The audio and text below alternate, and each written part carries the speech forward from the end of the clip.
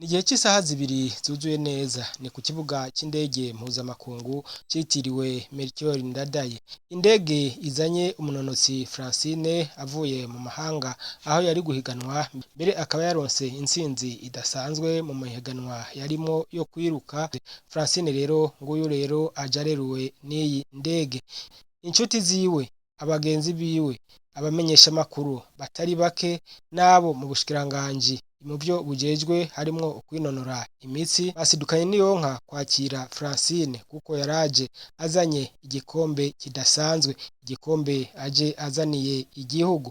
Ni intsinzi rero ihambaye ku gihugu cy'u Burundi. Francine Niyonsaba yaciye aha ikiganiro abamenyesha makuru aho yashimiye abarundi bose ingene bari bamwakiranye ugweze n'ingene kandi bama bamwitaho mu bikorwa vyiwe vya minsi yose byo kwinonora imitsi. N'amateka n'umugisha ku Burundi kuba uvuye mu mahanga nari maze iminsi guhiganwa mu bihugu bitandukanye, aho nahereye mu gihugu ca Amerika nkabikoramo neza nkahatsinda imetero 3,200 birengako, nkavaho nkagenda mu gihugu c'Ubufaransa aho nakoze 3,000 nkongera nkahatsinda, kandi nkongera nkagira n'umwanya mwiza cane ugira gatanu mu myanya nyaruka ku isi. Nkavaho nkaja mu gihugu c'Ububirigi nkatsinda ibirometero 5, naho nyene nkahakorera umwanya mwiza kandi ukaba ari umwanya mwiza w'uno mwaka. Urumva n'ibintu bitangaje.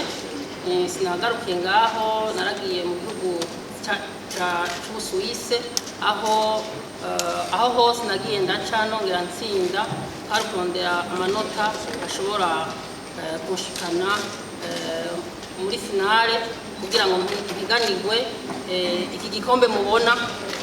Natsinze ku 5,000, akaba ari igikombe kidasanzwe, igikombe gitashe ubwa mbere mu gihugu c'u Burundi. N'umugisha ku muryango, n'umugisha ku gihugu ciwanje. Hanyuma sinahagarukiye ngaho, naciye ngenda mu gihugu ca Croatia aho novuga yuko nakoze ibintu biboneka gake, aho nashoboye kugira umwanya wa mbere. Ubu ababonye ukuntu nakoze competition barabonye yuko ubu umurundikazi ari wafise umwanya unyaruka ku isi ku 2,000, aho nashoboye kugira umwanya ungana n'iminota 5 n'amasegonda 21 n'ijana 56. Ibyo ntibyari bwebeho nka ku isi. Uko mondial itashe ku gihugu c'u Burundi kuva bwitwa u Burundi, naryohewe cyane mu gushima umugisha kubona nakiriwe n'abantu batandukanye. Umunezero ntafise ko nogaragaza kuko intsinzi yiwanje nayibonye mwo ibintu byinshi. Narabonye abarundi batwenga bose, yaba bari ngaha mu Burundi, abari mu mahanga, bose bagiye mu intsinzi yanje. Ibyo bikantera intege, bikantera kwishima. Ndumva yuko nakoze bidasanzwe, kandi kuko nyene ibyo nakoze bisanzwe kandi bikora mu bidasanzwe, nanje ubu ndavuga yuko ntasanzwe ku isi. Hanyuma tunagira nshimire abantu bose, umuryango, nshimire abantu bose banshigikiye, banteye intege. Nshimire abakoci bambaye hafi batandukanye, yaba ngaha mu Burundi no mu gihugu ca Kenya aho nashoboye kumenyereza. Bose twanditse amateka hamwe, urumva yuko bose aho bari bararyohewe, nanjye ndaryohewe.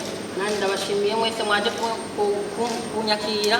Ibintu binyeretse umunezero kandi nobamenyesha yuko intango umunezero munyeretse nibaza yuko ugiye kubandanya untera intege nkazoshobora kubandanya nitwara neza aho novuga yuko nozogerwa cyane n'umwaka uza ngarutse mfise igikombe nk'iki muri championnat du monde izobera mu gihugu ca Etazini nkasubira kwakirwa na iteka nkashobora guha umunezero abarundi. Rero ndabashimiye mwese, ndashimiye abajournaliste mwese mwaje kunyakira, murakoze. Nitwa Dushime Grace Celeste, niga kuri lycée Dirake ya kabiri muri 3e poste science uno munsi turabona yuko abanyeshuri benshi mwaje kwakira fara abindikazi y'amateka mu kwibuka, none mwebwe mubibona gute? Twe cyambere biratwankoraje gukora ico uri kurakoramo ukagikora n'inkomezi nyinshi ko bishobora gushikana kure. Twe byaturyoheye, twaryoheye ku marono ngo mwaturi ngaha kandi kumwakoraje kandi byaturyoheye cyane. None kuba mwasivye ivyigwa no munsi byo ntivyo byababaje? Oya, umunsi umwe ntaco wokwica kandi amasaha make twavuye gushira 8h kuri 10h ntaco byishe kinini. Muraza gushika kw'ishuri? Turasubiyeho bunye. Arakamutera abandi bigeme kuba bahurumbire ibintu byo kunora imitsi. Ego nukabatera kubera yuko uretse yuko bituma umenyekana bana gufasha no magara yawe kugira ngo kumbure umuntu uri active mu bintu byose ukora. Nitwa niyo nkuru Jerome alias Shalom. Uyu munsi numvanye kuri intsinzi ya Niyonsa. Merewe neza cyane kandi Francine Niyonsa ndamukurikirana cyane nyinatsinda mu competition akabageze ku rwego rw'isi yose akaba yaramenyekanye. Naje nsanzwe bimenyereza cyane ndanafasha n'abantu mu kwinonora imitsi ndabikunda mbe numvuye kumukeza hariya kuri raporo ni nsanzwe mvuga. Ku bandi bantu harakamwe batera kugira ngo bahurumbire kunonora imitsi. Akabatera gose kubera umuntu akora siporo ashaka kugira amagara meza, nakunda kugwaragurika, nakunda kuba afite ingorane zo kuba arushe, asanga afite amagara meza muri byose muri make. None ko mbaye impuzu za siporo nawe ugira siporo y'ibintu. Je nsanzwe ngira siporo kwinonora imitsi kuba nkora atletism. Nitwa Edi.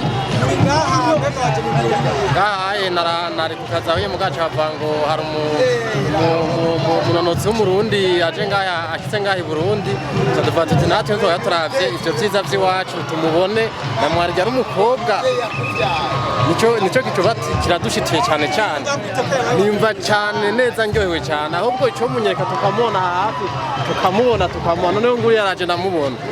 Rero tukaba twashimye kubereka amasanamu ingene abantu bari bamerewe mu kwakira Francine Niyonsaba n'amajambo tuja gushiramwo. Reka mwirabire ingene byari bimeze kuva ku kibuga cy'indege gushika mu gisagara hagati.